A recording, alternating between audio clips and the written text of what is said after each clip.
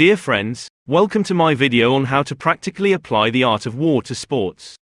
Kindly click on the CC button for subtitles. 1. Lay your plans. Scouting and preparation. You've got to start by understanding your own team and the opposition inside and out. This isn't just about watching game tapes, which is the sports equivalent of scouting the battlefield. It's also about understanding your players' minds, their strengths and weaknesses, the same way a general must know his army. Tactics and strategies. Next up, tactics and strategies. Whether it's basketball, football, or chess, yeah, we're calling chess a sport today, having a flexible strategy can mean the difference between a win and a loss. Sun Tzu would probably be the kind of coach to change the plan at halftime based on the evolving situation.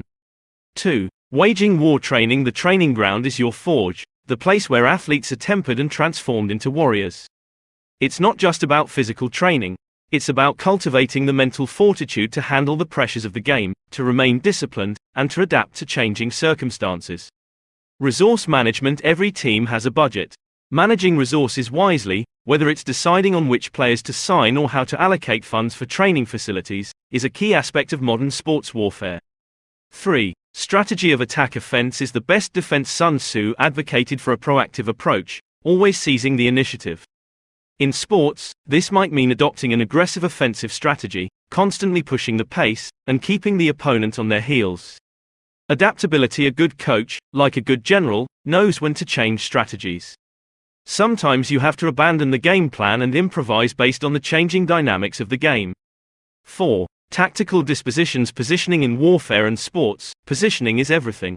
It's about putting your players in the right places to succeed, understanding the terrain, or the field, and leveraging it to your advantage.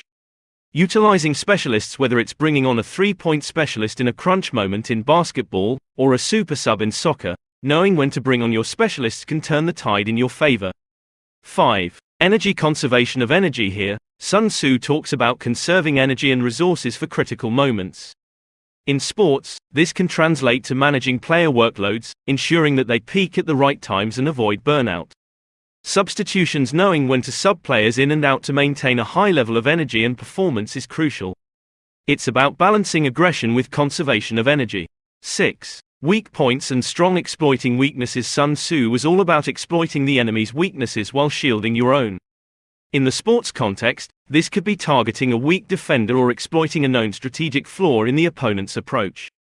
Shielding your weaknesses. Meanwhile, make sure to have strategies in place to protect your own vulnerabilities. Got a young, inexperienced player? Support them with veteran presence to guide and shield them. 7. Maneuvering. Flexibility. Be like water, my friends. The ability to change formations, styles, and tactics on the fly, to react to the opponent's moves, is a hallmark of a great team.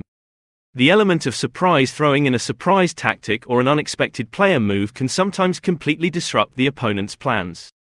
8. Variation in tactics. Unpredictability. Don't be a one-trick pony. Keep the opposition guessing with a variety of tactics, changing your approach as the game progresses to maintain the upper hand. Psychological warfare. Sometimes, a little trash talk, a fierce haka, or just an unexpected smile can get into the opponent's heads. Sun Tzu would have been down with a bit of psychological warfare to shake the enemy's confidence. 9. The army on the march. Transition play. Whether it's a fast break in basketball or a counterattack in soccer, how your team maneuvers in transition plays can be a game changer. It's your army on the march, charging forward to seize the advantage.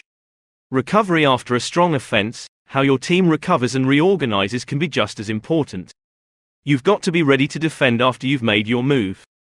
10. Terrain. Home and away. Understand the difference between playing at home, with the crowd behind you, and playing away, in potentially hostile territory. Use the home advantage to fuel your team and to intimidate the opponent. Understanding the playing surface. Different sports have different terrains. A wet soccer field, a slow cricket pitch, a hard basketball court. Knowing how to use the terrain to your advantage is key. 11. The 9 situations. Critical moments. Every game has its turning points. It's about recognizing the critical moments and seizing them, whether it's making a key substitution, calling a timeout, or changing tactics. Endgame. As the clock winds down, how you manage the endgame, the final minutes can be decisive. Whether it's holding onto a lead or launching a desperate comeback, having a strategy for the endgame is vital. 12. The attack by fire. Shooting your shot in the sports arena, Attack by fire can be about taking those high-stakes shots, those attempts at glory that can change the game in an instant. It's about being bold and taking risks when the time is right. Feeding the hot hand when a player is on fire, feed him the ball. Let them ride that hot streak for as long as it lasts to maximize your team's performance. 13. The use of spies in the modern game. This is all about data and analytics. Teams use all kinds of data to analyze opponents and develop strategies, almost like using spies to gather intel on the enemy. Adaptive strategies use the information you gather to adapt your strategies, to find the best way to defeat the opponent, taking a page straight out of Sun Tzu's playbook. Thank you for watching my video. Kindly subscribe to my YouTube channel and give a thumbs up. Thanks for your support.